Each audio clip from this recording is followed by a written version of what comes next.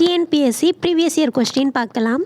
தேர்விற்கு விண்ணப்பித்த 270 நபர்களில் 252 நபர்கள் தேர்ச்சி அடைந்தனர் எனில் தேர்ச்சி சதவீதம் என்னன்னு கேட்டிருக்காங்க.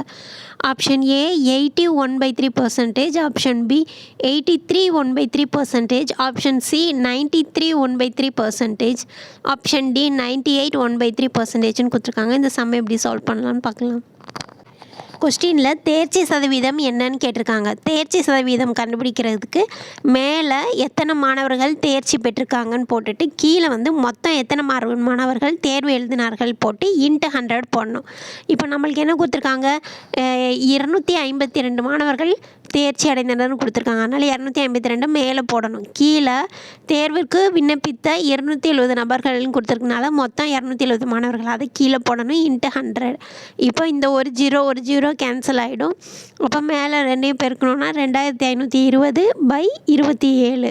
இதை மூணாவது வாய்ப்பாடில் அடித்தோம்னா கீழே 9 மேலே 84 0 840 வருது. இதை மறுபடியும் 9ஆல் நம்ம டிவைட் பண்ணோன்னா 93 1/3ன்னு வருது. அதான் கரெக்டான ஆன்சர்.